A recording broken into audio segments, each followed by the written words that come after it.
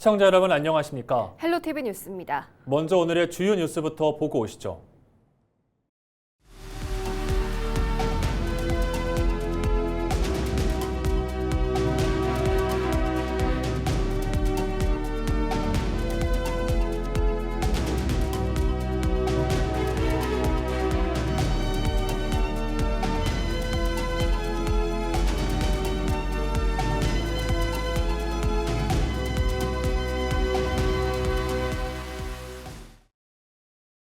민선국이 남원시가 첫 추가 경정 예산안을 짜서 시의회에 제출했습니다. 이번 추경안에는 물가 안정 지원을 비롯해 문화, 관광, 농업 관련 사업 등이 담겼습니다. 그렇지만 국도비 반환금과 인건비 같은 꼭 필요한 경비도 만만치 않은 데다 시의회의 꼼꼼한 심사가 예정돼 있어 원안대로 통과될지 관심이 모아지고 있습니다. 정명기 기자의 보도입니다. 민선국이 들어 처음 편성된 추가 경정 예산안. 남원시가 제출한 올해 세 번째 추경 규모는 1조 2,288억 원입니다.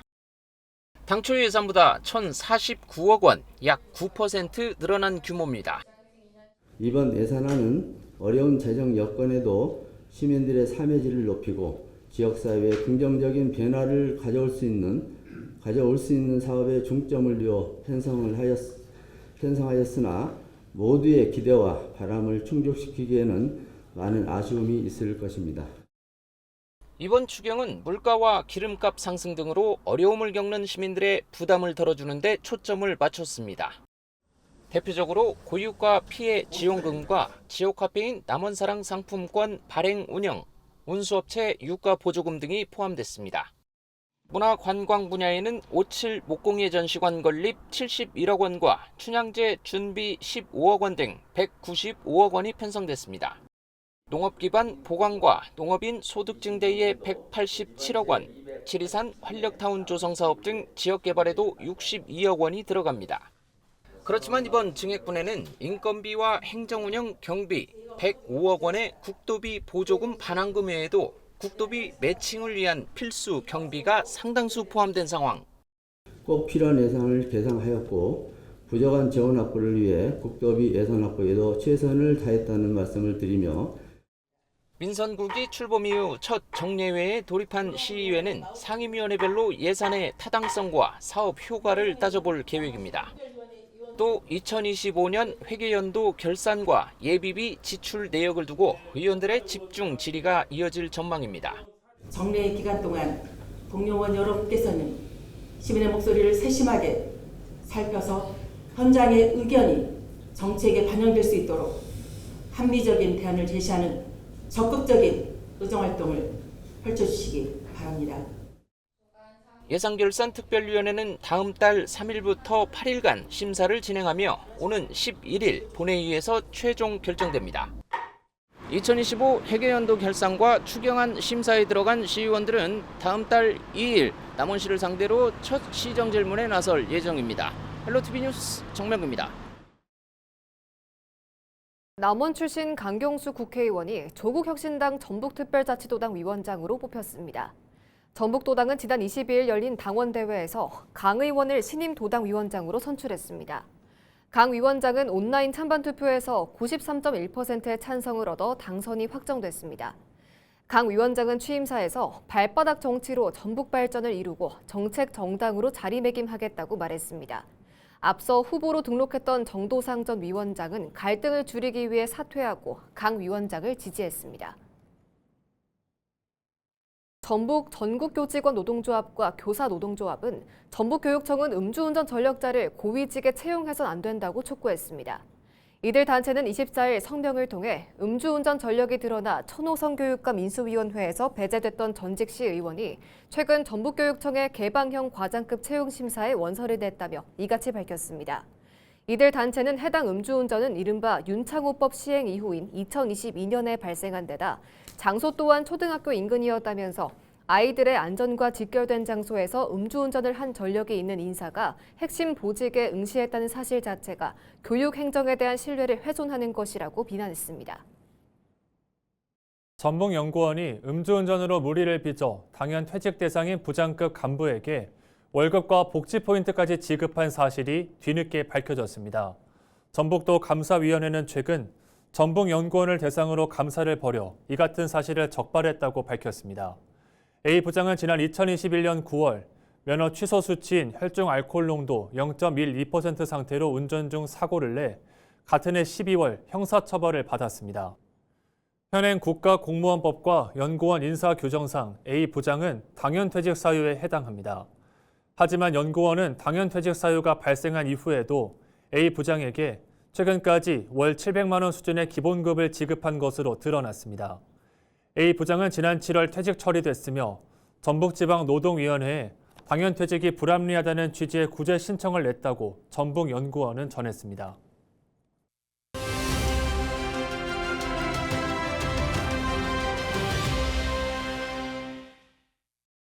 제10대 정읍시의회 전반기 원 구성이 마무리됐는데요.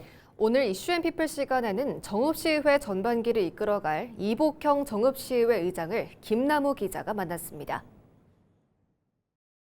제10대 정읍시의회가 새롭게 문을 열었습니다. 전반기 의장에 당선된 이복형 정읍시 의장으로부터 정읍시 현안에 대해 들어보겠습니다.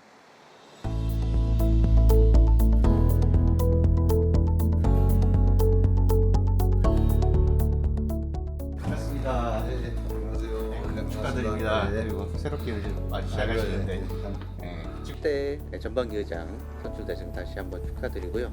10대 전반기 의장 당선 소감부터 말씀해 주시겠어요? 먼저 저를 믿고 선택해 주신 시민 여러분께 진심으로 감사드립니다. 또한 제10대 전반기 의장이라는 막중한 책임을 맡겨주신 동료 의원 여러분께도 깊이 감사드립니다. 기쁨보다는 무거운 책임감을 더 크게 느끼고 있습니다. 의장이라는 자리는 권한의 자리가 아니라 의의를 대표하고 의원님들의 의정 활동을 뒷받침하며 시민의 목소리를 의정에 담아내는 책임의 자리입니다. 이제 선택의 과정에서 있었던 차이는 내려놓고 정읍 시민과 정읍의 더 나은 미래를 위해 함께 뜻을 모아야 할 때입니다. 시민이 체감할 수 있는 변화와 발전을 만들어가는데 의회의 모든 영향을 모으겠습니다. 모든 의원의 의견을 존중하고 공정하고 균형 있게 의회를 운영하겠습니다. 무엇보다 시민의 삶을 최우선에 두고 시민에게 신뢰받는 책임 있는 정읍조의를 만들어 가겠습니다. 시민에게 먼저 다가가고 시민의 목소리를 의정에 담아내는 열린 의회를 만들어가는 것이 제가 생각하는 바람직한 의의 모습입니다. 이러한 뜻을 담아 제10대 전반기 정읍시 의의 슬로건도 열린 소통, 미래를 여는 정읍시 의의로 정했습니다. 의의가 시민의 삶과 동떨어져 있어서는 안 되는 만큼 시민의 다양한 목소리를 가까이서 듣고 이를 의정 활동에 충실히 반영하는 것이 무엇보다 중요하다고 생각합니다. 이를 위해 의회 사무국 조직도 시민과 소통을 강화하는 방향으로 개편했습니다. 유사 종목 업무를 담당하는 팀은 효율적으로 통합하고 새롭게 의회 소통팀을 신설해 시민들의 다양한 의견과 민원에 보다 체계적으로 귀 기울일 수 있는 기반을 마련했습니다. 앞으로도 시민의 목소리가 실제 의정 활동과 정책에 반영될 수 있도록 소통을 더욱 강화하겠습니다. 무엇보다 시급하게 해결할 과제는 청년 유출을 비롯한 인구 감소와 지역 소멸 문제라고 생각합니다. 현재 정읍은 인구 감소와 청년 유출, 농촌 지역의 고령화 등 지역 소멸의 위기에 대응해야 하는 중요한 시점에 와 있습니다. 이를 극복하기 위해서는 무엇보다 청년들이 정읍에서 일자리를 찾고 안정적으로 정착할 수 있는 환경을 만드는 것이 중요합니다. 양질의 일자리를 만들고 경쟁력 있는 기업을 유치하는 한편 청년들의 지역에 머물며 미래를 설계할 수 있도록 주거와 교육, 문화 등 정주 여건도 함께 개선해 나가야 합니다. 또한 정읍의 근간인 농업의 경쟁력을 높이고 소상공인과 자영업자들이 현장에서 체감할 수 있는 실질적인 지원책을 마련하는 것도 중요합니다. 정읍의 미래를 준비하는 과정에서 시민의 삶을 실질적으로 개선할 수 있는 정책이 제대로 추진될 수 있도록 의회가 현장의 목소리를 세심하게 듣고 예산과 정책을 꼼꼼히 살피는 역할을 충실히 해 나가겠습니다. 제10대 정읍시 의회는 견제와 협력을 바탕으로 시민의 삶의 실질적인 변화를 만들어내는 의회가 되도록 하겠습니다. 단순한 수치가 아니라 시민의 삶에 어떤 변화를 만들어내는지, 예산의 가치를 얼마나 높이는지, 시민에게 필요한 정책을 얼마나 실현했는지 평가받아야 한다고 생각합니다. 따라서 조례, 재정과 예산, 시민 행정사무감사 등 의회 본연의 역할을 더욱 충실히 수행하겠습니다.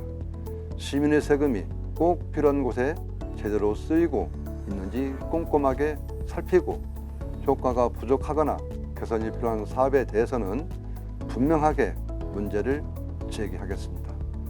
그러면서도 집행부와 협력해야 할 부분은 적극적으로 협력하고, 단순한 견제에 머무르지 않고 합리적인 대안을 함께 제시하겠습니다.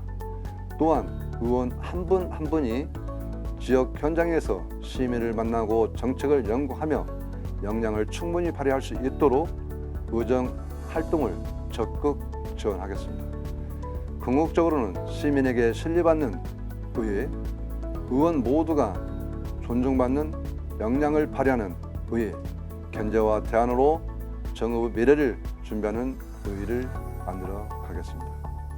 네, 마지막으로 정읍 시민 그리고 전북 지역 시청자들에게 당부 말씀 해주시겠어요?